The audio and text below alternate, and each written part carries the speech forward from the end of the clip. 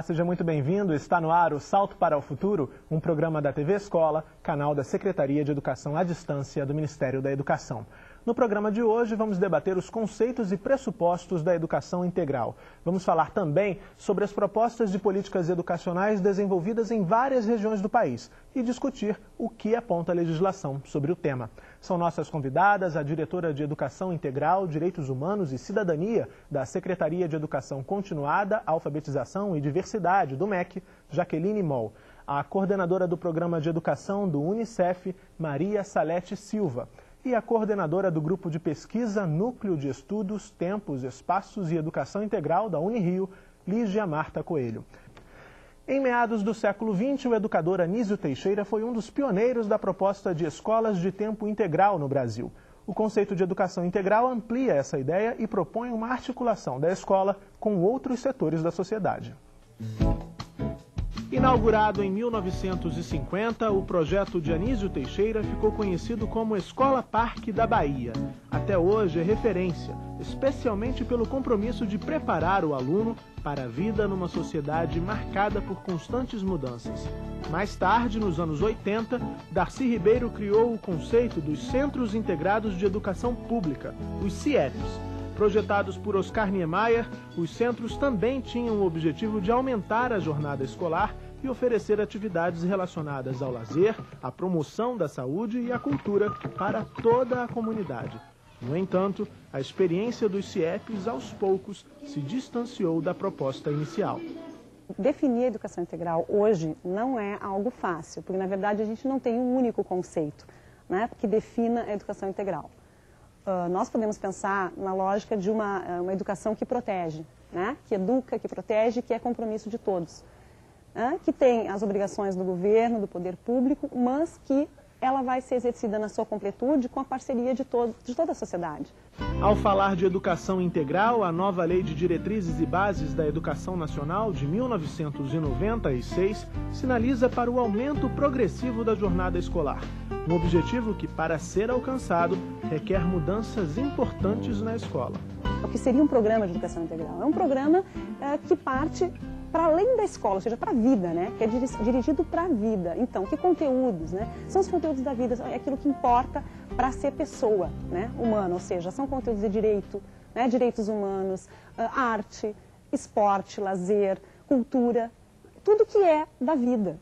Articular um projeto de educação integral que requer o envolvimento da comunidade, dos governos e dos diversos setores da sociedade civil é papel da escola. Como é que ela vai articular um projeto que seja voltado para a educação integral? Na medida em que a gente conseguir, então, romper muros da escola e poder dialogar com a comunidade. O modo de se pensar a educação integral também está relacionado a um outro conceito, de comunidades de aprendizagem. Então, não ficam só, de um lado, os adultos colocados nesse papel de quem ensina, mas também os alunos conseguem se dimensionar dentro dessa perspectiva, na medida em que eles se relacionam com o conhecimento de uma outra forma. Então, as experiências que têm significado, que são voltadas para a vida, né, para poder olhar a sua cidade e poder usufruir daquilo que é oferecido pela cidade, mas também construir, propor, intervir, também essas relações são de ensino. Durante essa semana, aqui no Salto, você vai conhecer experiências de escolas e outras instituições que já desenvolvem programas de educação integral. E quem já trabalha nessa perspectiva sabe dos desafios. E esse hoje ainda é o maior desafio. Fazer com que o tutor integral realmente seja integrado às disciplinas de currículo formal. E das contribuições que a educação integral pode trazer para o processo de ensino-aprendizagem. Pessoalmente, sim, eu vejo que as crianças, eles são muito mais autônomos, né?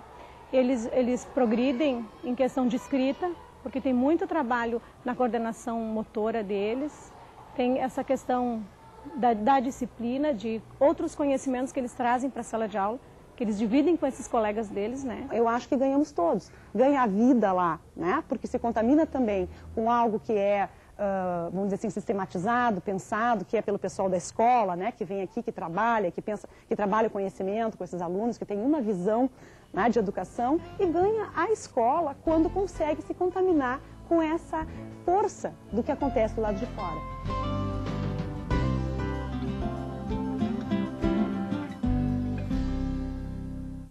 Começando o programa de hoje, gostaria de agradecer as nossas convidadas pela presença aqui em nosso estúdio. Bom, Jaqueline, a gente viu aí no vídeo a Suzana falar das diversas concepções, que há diversas concepções de educação integral, mas hoje a gente está se propondo aqui a discutir esse conceito. O que se quer dizer, então, hoje, quando se fala em educação integral? Bem, boa noite, é uma alegria estar aqui. O conceito é um conceito complexo e é um conceito variado, né? Eu acho que não dá para perder a referência de que nós não podemos pretender educação integral como alguma coisa homogênea no país inteiro. Sempre os arranjos educativos de cada localidade, de cada região, vão permitir elementos diferenciados. Quer dizer, no centro disso está a perspectiva de uma formação o mais inteira possível, né? Paulo Freire falava na inteireza humana. Essa inteireza humana que está, enfim, tem que estar no campo das artes, dos saberes clássicos, dos esportes, na inclusão digital, nas novas mídias, na comunicação. Quer dizer, essa possibilidade de uma amplitude de experiências é que tem que estar presente na perspectiva da educação integral. É interessante partir do Anísio Teixeira, porque o grande desafio desse país é a continuidade, não só na educação integral, mas no conjunto das suas políticas, né? Penso, o que seria desse país se lá o Manifesto dos Pioneiros da Educação Nova, em 32, tivesse tido as consequências que desejavam os pioneiros da Educação Nova, né? Então, o Anísio faz uma experiência nos anos 50, importante na Bahia, depois vai se configurar ali em Brasília, né, na nova capital federal, vai aparecer em outras políticas, se menciona o CIEPs, em cada lugar do país, mas isso não tem continuidade e não tem a amplitude que essa política exige. Então, pensar a educação integral hoje, da perspectiva das políticas, possa toda a necessidade do debate epistemológico, pedagógico, que já está em curso no país, significa ter muito compromisso com a continuidade desta ideia. E não há dúvida de que o grande ancoradouro para pensar a educação integral hoje é o Fundeb, né? O Fundo, enfim, de Financiamento da Educação Básica traz de forma completamente nova na história brasileira, na história da educação brasileira, o financiamento diferenciado per capita para a educação integral. Então, o gestor público que implementa a política de educação integral, e esse debate estamos fazendo, inclusive com o Conselho Nacional de Educação, desde o Ministério, com as universidades, ele vai ter recursos para isso, recursos novos para isso. Específicos. Exatamente, e isso pode fazer bastante diferença. Então, nós sabemos que é um conceito amplo, é um conceito que exige muitos atores no debate e é um conceito que exige consequência histórica, né? Não dá para começar com uma coisa pontual e focal, tem que pensar no conjunto das escolas do país. Salete, para você a mesma questão, o que se quer dizer hoje quando se pensa em educação integral? A gente no Unicef vincula o conceito de educação integral àquilo que é a razão de ser do Fundo das Nações Unidas para a Infância, que são os direitos da criança. E a gente entende que para garantir o direito à educação de qualidade da criança, a educação necessariamente tem que ser integral. E partindo desse mesmo conceito de inteiro, não dá para você considerar que a criança tenha um pequeno, uma parte do direito de aprender e que ela não seja vista a vida dela, a relação com a comunidade, com a família, com o conhecimento que ela traz da história do povo dela ou do território onde ela está, desvinculado do saber escolar.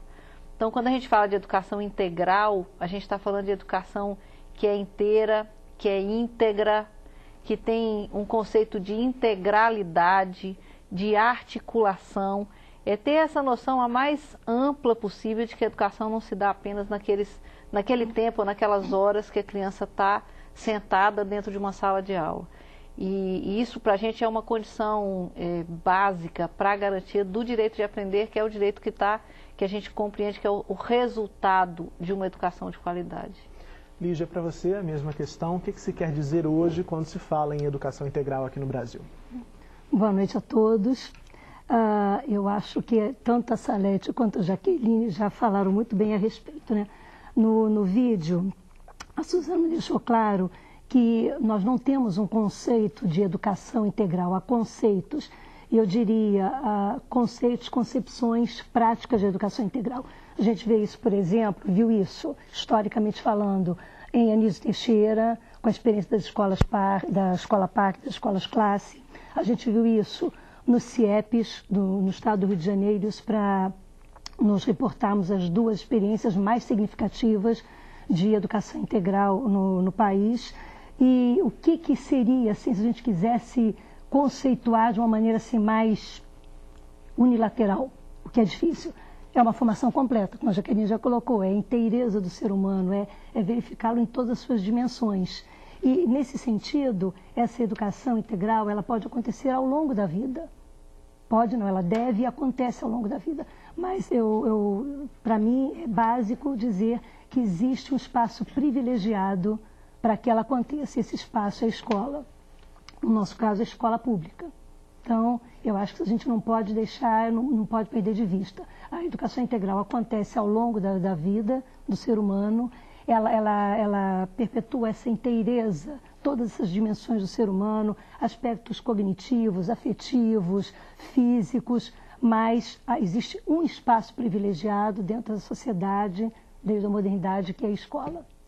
E aí, Jaqueline, pensando em desafios, quais são os principais desafios para que a educação integral se torne uma realidade aqui no Brasil? A gente vai mostrar ao longo da semana, como a própria reportagem já mostrou, o professor, várias experiências de escolas e de outras instituições que já trabalham na perspectiva da educação integral. Mas ainda são experiências pontuais, não são experiências que estão difundidas em todo o país de forma geral. É por isso que a gente está discutindo, é esse o nosso desejo, claro. Mas quais são os desafios para que isso se torne realidade? Bem, eu mencionei o Fundeb, né, porque a questão do financiamento é uma questão de fundo, mas não há dúvida de que nós estamos construindo o debate. Apesar da Nilce Teixeira, apesar dos quase 80 anos do manifesto, há uma descontinuidade, inclusive, no debate. A educação integral agora começa a entrar na agenda pública, né, de estados e municípios, e esta articulação ela está muito ligada a construção de uma visão sistêmica de educação que o PDE traça, o Plano de Desenvolvimento da Educação, né, lançado pelo governo Lula no ano passado, e que vai fazer vai construir uma proposta de educação que atinge todos os níveis e modalidades, nas diferentes esferas administrativas, pensando os grandes desafios que nós temos. Quer dizer, não se trata de fazer o discurso mais moderno do mundo, mas se trata de pensar qual é a educação que praticamos hoje, né, no cotidiano das nossas escolas, que dificuldades temos, para onde vamos, a partir de que experiências, né? Então, o desafio de colocar na agenda pública do país, eu diria que é um desafio importante, né? De dar densidade para esse conceito. O que é que a gente fala com educação integral? Porque nós estamos muito convencidos de que se pode fazer educação integral, não no tempo integral. Eu posso ter 4 horas e uma proposta muito clara, que 4 horas é pouco, e a Celeste dizia bem, o tempo de escola nunca vai ser suficiente para tudo isso, mas eu posso também ter tempo integral sem ter educação integral, repetindo, fazendo mais do mesmo, fazendo mais daquela escola que não agrada as crianças, que adoece os professores, etc, etc. Então, há o grande desafio do debate. O que é isso? E seguramente acompanha esse desafio a ampliação, né, da visão sobre o que seja o processo educativo. Na modernidade, então, se constrói a ideia de que a educação vai ser só na escola. Não há dúvida de que a escola tem a centralidade, de que a escola é um bem inalienável para as classes populares, de que só agora a gente está conseguindo, de fato, universalizar o acesso, mas a escola sozinha não consegue cumprir toda a tarefa educativa que está posta nas suas costas. Sem o diálogo com a família, sem o diálogo com as outras organizações da sociedade, sem o diálogo entre as diferentes esferas de governo, entre as diferentes políticas, falarei depois do Mais Educação e da intersetorialidade que está posta ali, não há como dar conta dessa inteireza. Nem do ponto de vista do espaço, mesmo que nós tivéssemos no país escolas parque, como previu, né, o Anísio, e que ali já fez a referência, não temos. Então, tampouco temos nas nossas cidades aquele espaço, aqueles vãos, aqueles vazios que tínhamos nos anos 50 e 60. Né? Todos sabem da densidade, sobretudo das regiões metropolitanas. Mas é preciso mais do que a escola. A escola centraliza. Esse é o desafio. O grande desafio é o desafio do debate sobre a educação integral.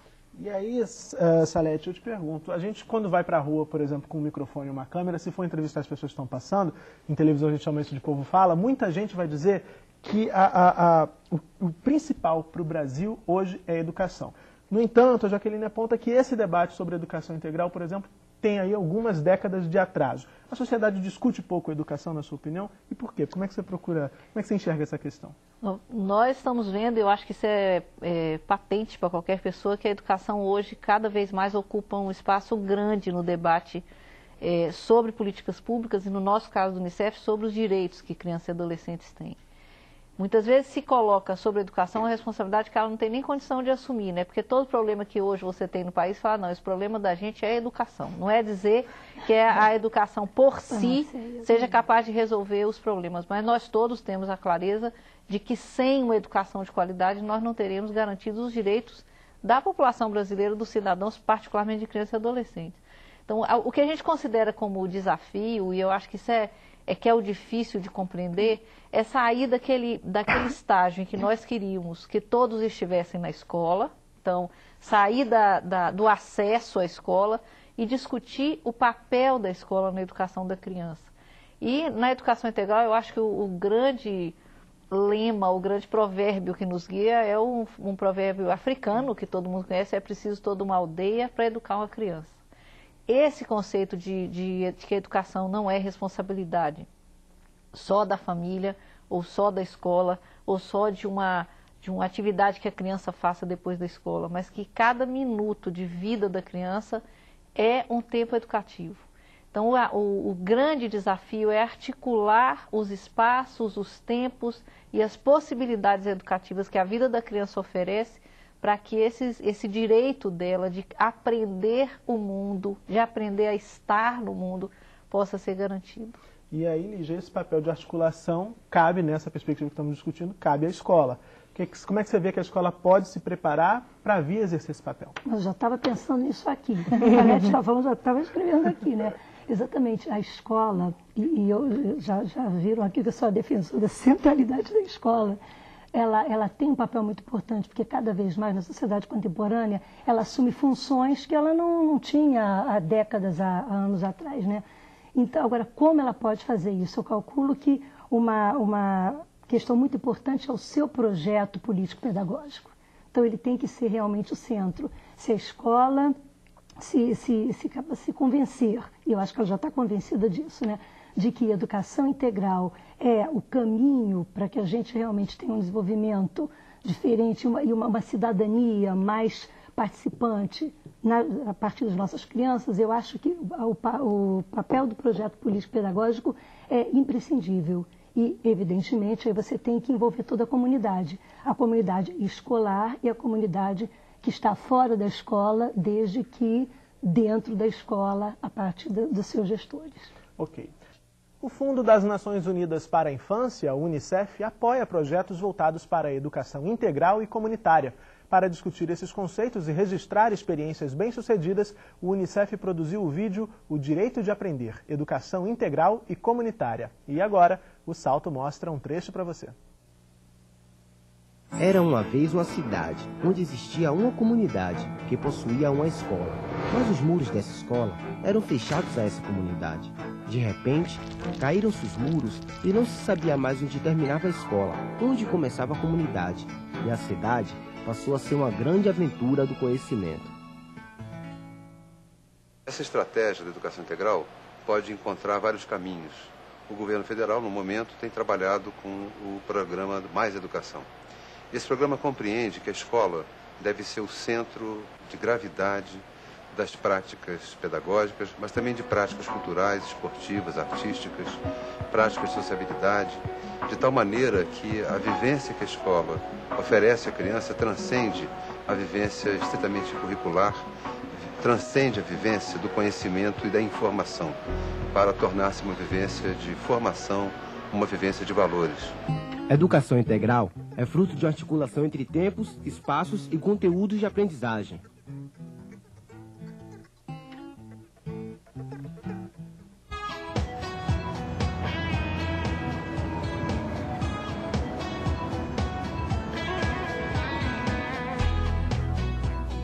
O aprendiz, assim como tantas outras instituições e indivíduos, acredita que a educação integral é um objetivo nacional, porque atende uma série de requisitos para alguém desenvolver a cidadania. E quanto mais pobre uma comunidade, mais demanda de educação integral ela tem, Quando a gente fala de educação integral, não é só tempo integral, é também atendimento integral, que você trabalha com cultura, com saúde, com lazer, assim por diante. Mas a gente começou trabalhando com a ideia da precariedade. Porque falar em educação em tempo integral como ideal é muito fácil. Agora, como é que você faz nas escolas que não tem lugar, nas escolas que não... E geralmente é o que acontece, o que não tem dinheiro. Quando a gente associa iniciativas comunitárias, políticas públicas com foco no território e na perspectiva de garantir o desenvolvimento das crianças e adolescentes, a gente cria um processo educativo muito mais amplo, muito mais profundo e muito mais efetivo, e comunidades que deixam de ser comunidades conectadas somente por uma questão de território, de espaço, e passam a se conectar pela corresponsabilidade pelo seu próprio caminho, pelo seu próprio destino. O hospital fala com a escola fala com o centro de saúde, o centro de saúde fala com o teatro, com o cinema, com o professor aposentado de química, um beco vira uma sala de aula que fala com o museu fala com a biblioteca fala com a escola técnica que vai formar pessoas para trabalhar nos bares, os bares falam com a escola que quer formar mão de obra, então você vai criando, na verdade é um grande ramal, você vai criando grandes nós que criam grandes ramais de comunicação. Eu acho bastante legal, assim, porque você vai se envolvendo com outras coisas. Aí você vai querer praticar não aqui na escola, mas também fora da escola. Trazer uma vida melhor para as pessoas, né? Bom, Jaqueline, a gente abriu o vídeo mostrando o secretário falando um pouquinho sobre o Mais Educação, que é um programa do governo federal. Queria que você comentasse um pouco mais sobre o Mais Educação e também falasse das outras estratégias que o governo federal está desenvolvendo, implementando, para vencer esses desafios que a gente discutiu no primeiro bloco. Certo, então, o Mais Educação, como bem disse o secretário André Lázaro, é a estratégia do governo federal para a implementação das políticas de educação integral, para a indução, inclusive, né? É uma das metas do PDE.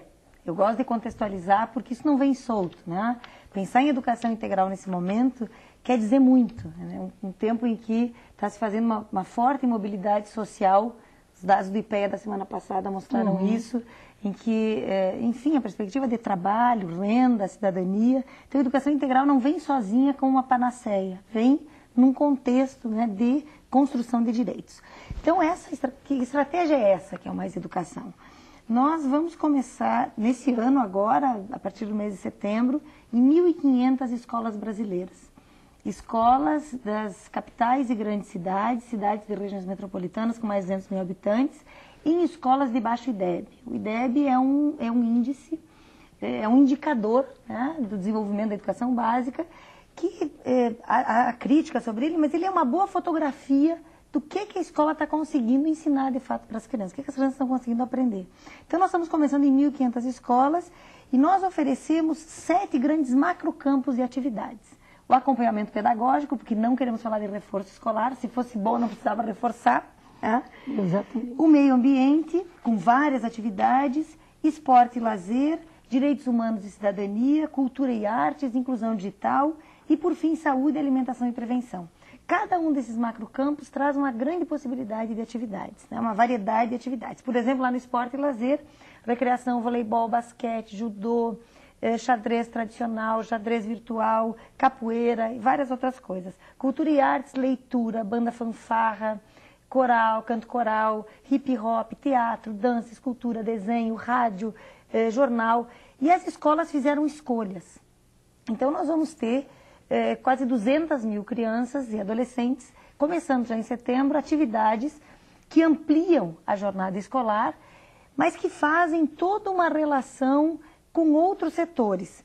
Nós propusemos esses grandes macrocampos, mas no diálogo com os vários ministérios. O Mais Educação foi instituído pela Portaria 17, de 24 de abril do ano passado, e ele é uma articulação entre os vários ministérios do governo federal.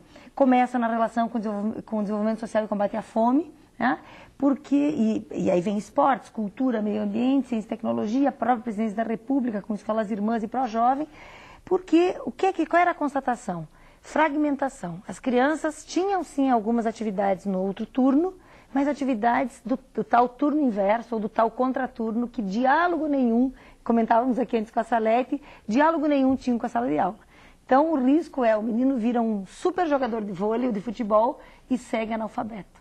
Porque a sala de aula não consegue tematizar aquilo que começa a dar significado e produzir identidade nesses meninos. Então, o Mais Educação é uma estratégia inicial, né? Pretendemos ir a 10 mil escolas no ano que vem e mais 5 mil em 2009. Depois eu falarei das estratégias todas do governo federal por debate da educação integral. Tá certo. Já temos uma cursista nos aguardando ao telefone para fazer sua pergunta no Salto para o Futuro de hoje. Vamos ouvir a Simone Holanda, aqui do Rio de Janeiro. Tudo bem, Simone? Tudo bem, boa noite.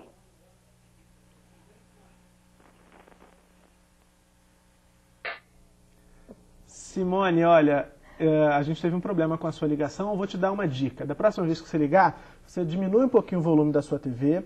Você vai nos ouvir melhor, nós vamos também te ouvir melhor e aí você vai conseguir fazer a sua pergunta aqui no debate. Estou te esperando, liga de novo, tá bom? Lígia, mas nós temos aqui um e-mail enviado pelo Paulo Carvalho, de Santa Catarina. Ele quer saber qual o papel e a importância do horário integral dentro dessa concepção de educação integral que estamos discutindo. Bem, quando você falou horário integral, e a gente tem que estar falando aqui de tempo, então há uma diferença. Quando a gente pensa em horário, você pensa mais em quantidade de horas, né? E como, se não me falha a memória hoje, acho que foi a Jaqueline, até já se referiu a isso. Também não adianta você ter uma ampliação do tempo escolar para fazer mais do mesmo. Então aí nós não vamos chegar a lugar algum. Eu, por exemplo, defendo nos nossos estudos, na universidade, os alunos também precisam me ouvir falar sobre isso, tempo puramente, quantidade, não vale a pena. A gente tem que ter um tempo qualitativo. E esse tempo qualitativo, me parece que entra no que a Jaqueline acabou de dizer. Não adianta você ter várias atividades na escola, acontecendo dentro da escola ou até fora da escola, mas de modo fragmentado, que elas não estejam inseridas no discurso, no dia a dia, daquelas aulas tradicionais, não no sentido de tradicional, mas nas aulas rotineiras dos professores. Então, eu já fui a escolas onde, por exemplo, existem atividades no contraturno. E eu perguntei à professora, bom, então a sua turma tem essas atividades? Ah, tem sim, eles vão para onde? Ah, não sei, eu sei que de tarde eles têm outras atividades. Sim, onde, como, fazendo o quê? Então, esse tipo de trabalho realmente não leva a lugar algum. É tempo, quantidade, não é tempo, qualidade. Agora sim, nós vamos ouvir a Simone Holanda, aqui do Rio de Janeiro. Tudo bem, Simone? Tudo bem, boa noite. Eu gostaria de perguntar, e a pergunta é para a mesa, sobre a questão dos espaços educativos. A gente sabe que os espaços educativos são necessários no contexto da educação integral. Como vencer a resistência da entrada de multiprofissionais neste contexto? Obrigada e boa noite. Obrigado, Simone, pela sua participação. Espero te ouvir ao longo de toda essa semana aqui no Salto. Então, Salete, que sugestões você pode dar para a Simone? Bem, eu vou falar um pouco sobre os espaços educativos. Eu acho que a Lígia pode falar mais dessa coisa do profissional. Há, de fato, uma resistência da entrada de outros atores. Então, essa discussão da inteireza da educação pressupõe abertura para outros atores educativos. E eu vou falar de um que todo mundo conhece, que é a família, por exemplo. A relação entre escola e família, ela nesse momento está sendo muito discutida, e quando a gente fala de ressignificação, essa é uma das coisas que precisa ser pensada e reconstruída na perspectiva de educação integral. Não dá para a escola estabelecer uma relação com a família, de chamar para reunião para entregar boletim e reclamar com o menino que não teve a nota, que o pai não está, sequer o pai e a mãe, sabendo que objetivo o menino tinha, que metas ele tinha. Então, o espaço educativo, a visão de uma multiplicidade de espaços educativos, requer a compreensão de que você vai ter uma multiplicidade de atores educativos e que eles precisam se conhecer sem perder de vista, e eu concordo com a Lígia, a gente tem discutido muito isso, a importância e a centralidade que a escola tem nesse processo. Não dá para falar de educação integral transferindo para fora da escola ou secundarizando o papel da escola. Eu acho que esse é o grande desafio que a gente tem de compreensão de espaços e atores educativos. Você tocou no ponto, você tocou no ponto que também, para mim, é fundamental. Você faz um trabalho conjunto, você tem algo significativo. Se o trabalho é fragmentado, como eu falei ainda há pouco, não. Então, resistência à entrada de outros atores, depende de quais atores e de como eles entram na escola, né? Porque a gente sabe que, historicamente, a família é um ator importante. Às vezes a resistência, às vezes não, por uma parte ou por outra. Mas, por exemplo, hoje em dia nós temos também outros atores entrando na escola com um trabalho que, ao invés de somar, fragmenta. Não estou dizendo que são em todas as experiências, nem em todas as escolas, obviamente, mas nós temos conhecimento de experiências exitosas nesse sentido e de outras desastrosas, como aquela que eu acabei de citar, da professora que sabe que as crianças estão em outras atividades e que não sabem que aí realmente... Não, eu acho que não dá para deixar de trazer para o debate o processo de mudança estrutural na compreensão da educação pública. Quer dizer, quando nasce a escola pública, lá na Revolução Francesa, esse modelo de educação estatal, a escola nasce, de fato, separando a criança da comunidade. Então, nós estamos vivendo uma mudança de paradigma. Não é uma mudança simples. Por isso então, a gente discute tanto a questão. Não vai ser de um dia para o outro. Quer dizer, o que está em marcha, e a novidade na história do Brasil, é que o governo federal está empenhado em colaborar nesse debate, não em produzir um modelo único, mas trazer aquilo que a sociedade está produzindo, já produziu, e de fato construir isso em outro patamar. Mas o que está em curso aqui é uma mudança estrutural na compreensão de escola pública, de educação pública, né? E que vai nos levar em 10, 20 ou 30 anos a um outro panorama. Claro que tem a centralidade, não se arreda a pé 1 minuto, 1 centímetro, 1 milímetro do papel que o Estado tem no financiamento, etc. Mas não há dúvida de que é preciso estabelecer relações de cooperação com o conjunto da sociedade. E aí, Jaqueline, eu vou continuar te ouvindo, que nós recebemos um e-mail enviado pela Tânia Colodete, a Simone da Silva e a Patrícia da Conceição. Elas nos escrevem do Polo de Tecnologia Educacional do Instituto de Educação Governador Roberto Silveira de Duque de Caxias, aqui no estado do Rio de Janeiro. Elas perguntam quais as diferenças e semelhanças entre esse modelo de educação integral que discutimos hoje e a implementada nos CIEPs. A gente apresentou logo no início do programa de hoje um vídeo que falava dessas influências também no modelo do CIEPs. A especialista nisso está aqui do meu lado, que é a Lígia, que passou a vida toda estudando CIEPs, né?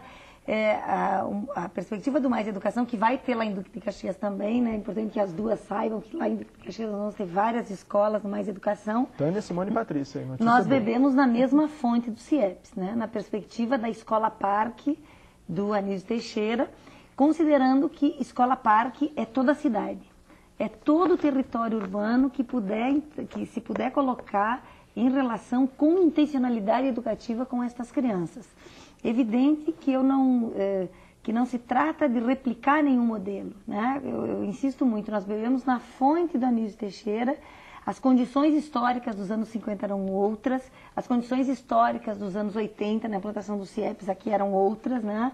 Há questões, inclusive, de densidade urbana e há questões complexas nas relações entre as pessoas nas periferias das cidades que não estavam postas há 20 ou 30 anos atrás. Então, nós queremos ter esta inspiração, mas nós queremos produzir um modelo contemporâneo. Eu tenho dito que o desafio é de construir um paradigma contemporâneo de educação integral. Salete, agora eu queria te ouvir a respeito de um ponto que está contido na proposta pedagógica, o texto da Suzana, que consta do boletim que os professores receberam antes, né, da gente começar a série. A Suzana afirma no texto que a escola vive tempos de crise e de mudança e que alguns fatores podem balizar a emergência, a possibilidade e a viabilidade de um projeto de educação integral. Por exemplo, quando a gente fala em escola pública, os professores nos relatam episódios de violência, a questão do analfabetismo ainda uma realidade marcante no cenário brasileiro, no cenário da educação brasileira. De que forma a educação integral pode ajudar a reverter esse quadro? Eu acho essa questão é uma questão que acompanha toda a discussão da educação integral. Nenhuma das coisas que a gente tem visto é que não há possibilidade de enfrentar o desafio da educação integral se você não considerar o entorno e o contexto onde a escola e a educação acontecem.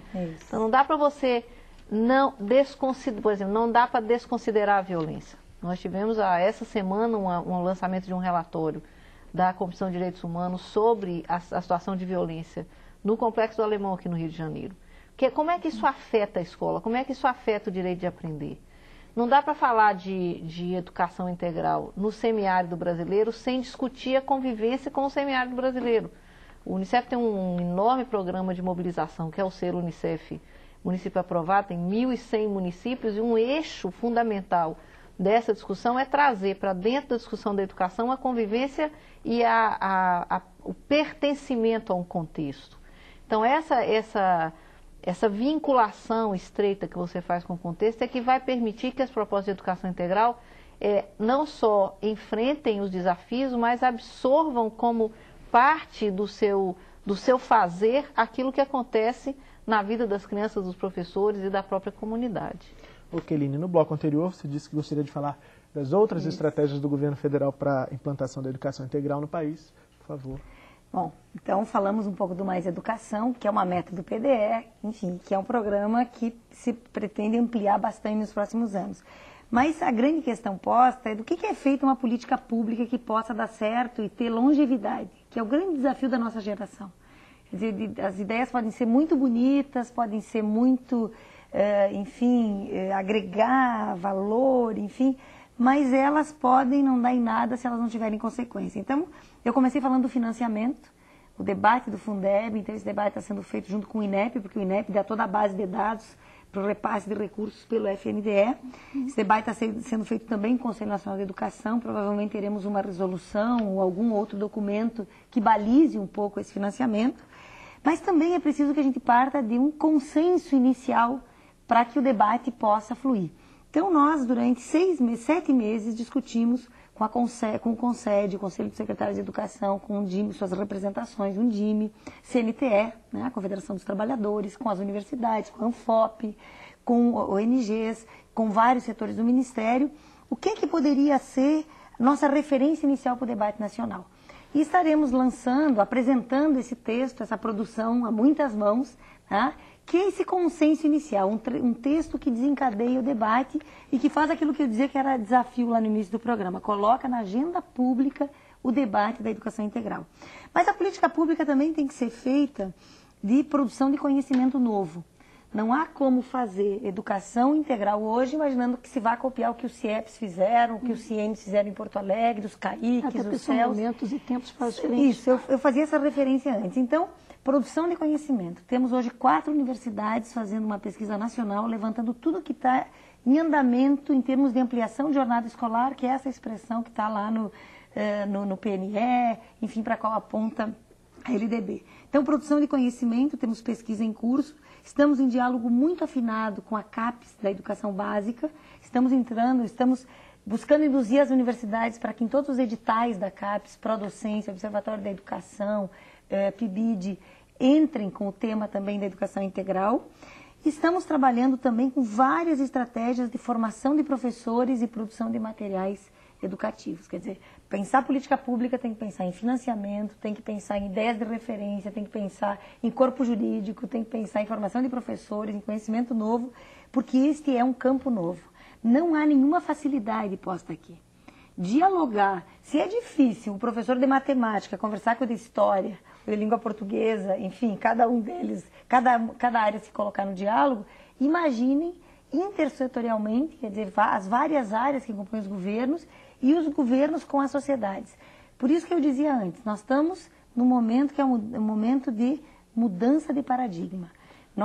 Eu espero que a gente possa assistir, possa ver os resultados que a gente está fazendo. Tá certo. Agora, Lígia, a gente falou já algumas vezes, vocês falaram algumas vezes durante o programa de hoje, da questão das escolas que têm alunos participando de outras iniciativas, em outros horários, no contraturno, que seja, em outros espaços, e das escolas que muitas vezes não têm informação nenhuma sobre que tipo de atividade ou como tem sido o desempenho desses alunos nessas atividades. Em relação a isso, a Ana Cristina Andrade, do Mato Grosso do Sul, nos enviou um e-mail. Ana Cristina, obrigado pela participação aqui no Salto. Ela quer saber como estabelecer uma relação entre o currículo formal e as atividades que ela chama de extracurriculares, promovidas pelas iniciativas de educação integral.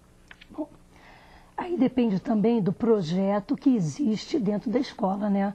Se, como eu já disse anteriormente, se você tem um projeto político-pedagógico na escola que já prevê todas essas atividades, as consideradas do turno e as consideradas do contraturno, e se elas dialogam de alguma forma, isso tem que ser feito dentro do espaço da escola. E eu também acho que é muito importante, a gente acho que ainda não falou bem aqui hoje sobre isso, mas me parece que ao longo da semana será falado na questão do profissional da educação que está dentro dessa escola.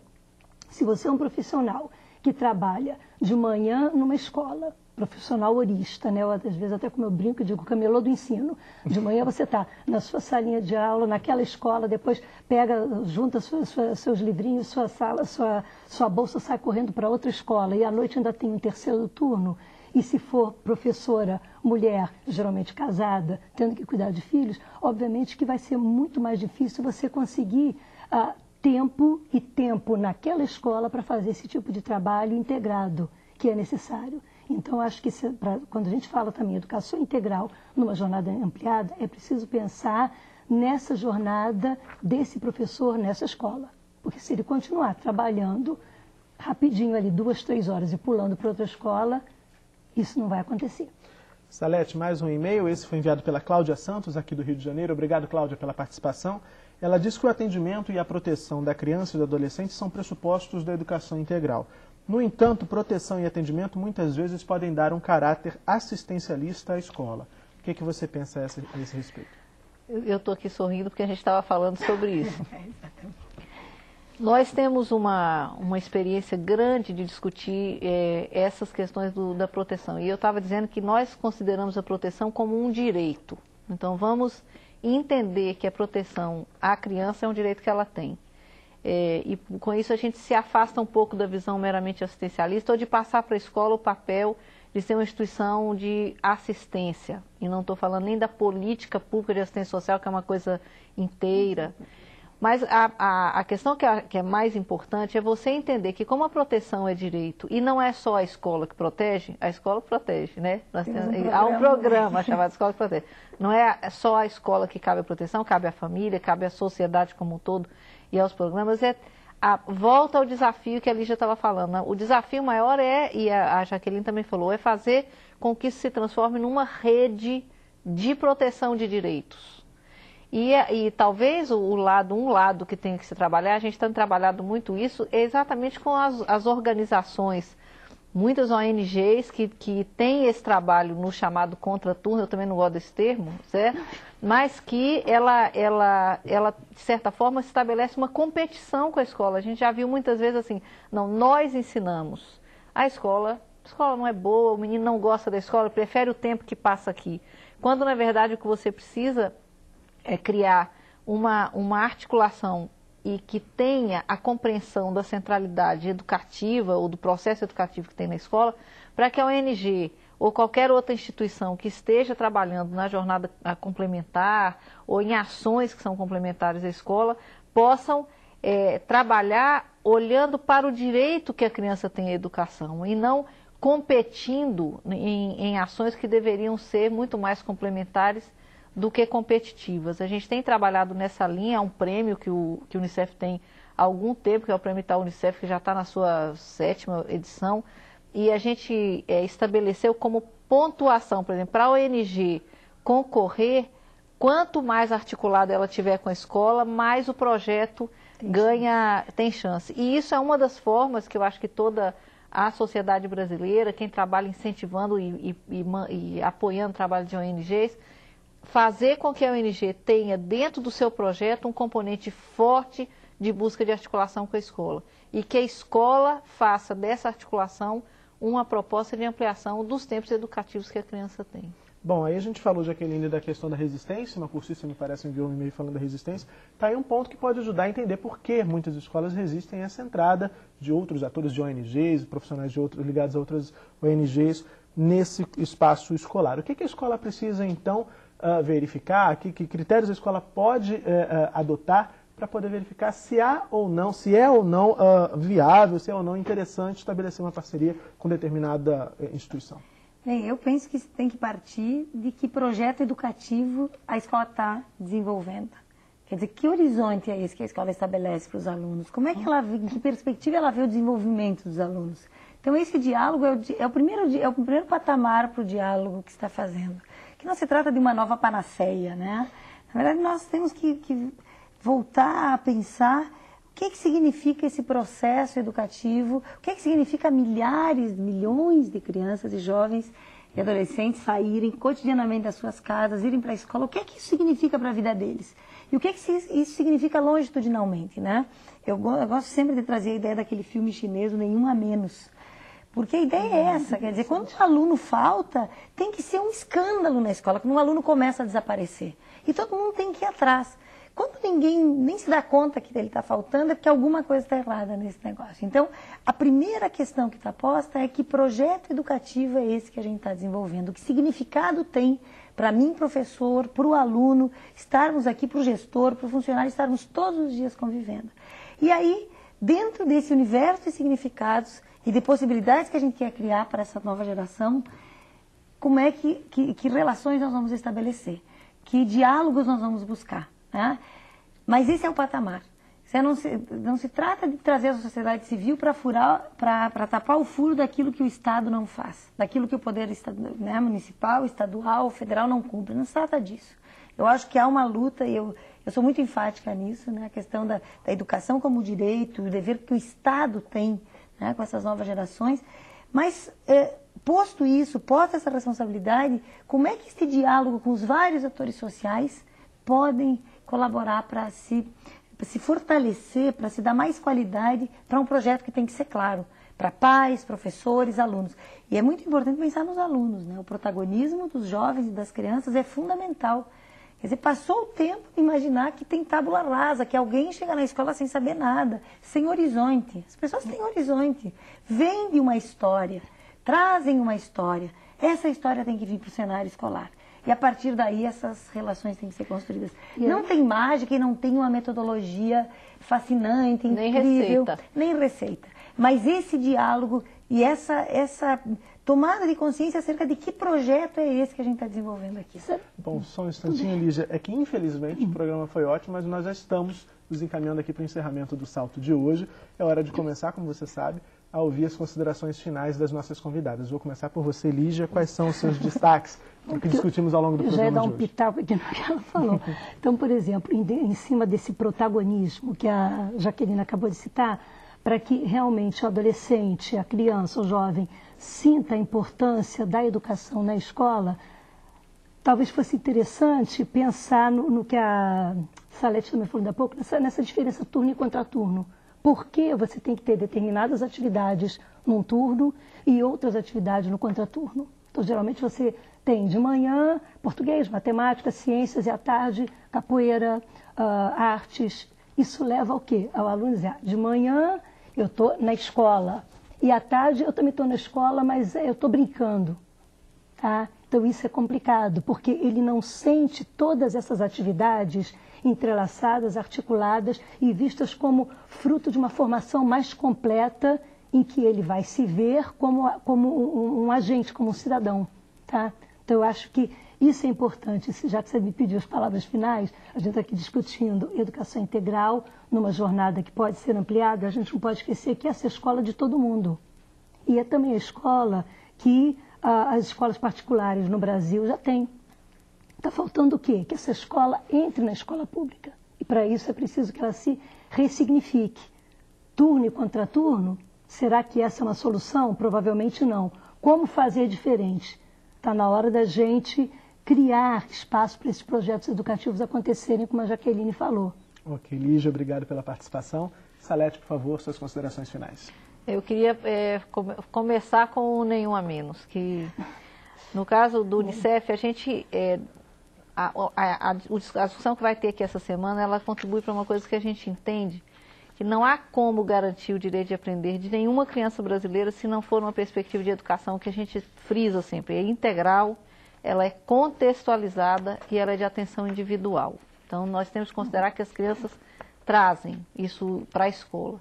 E a outra questão que eu queria deixar aqui, que é muito importante para a gente fez um estudo recentemente sobre boas práticas em redes municipais que tiveram um bom resultado no IDEB. Não dá para pensar em educação integral isolado. Educação integral é proposta de rede, tanto de rede das escolas municipais ou de redes de parceiros, né? E a gente entende que a educação integral é certamente o caminho que a gente vai conseguir garantir o direito, por exemplo, das 660 mil crianças brasileiras que sequer estão matriculadas na escola.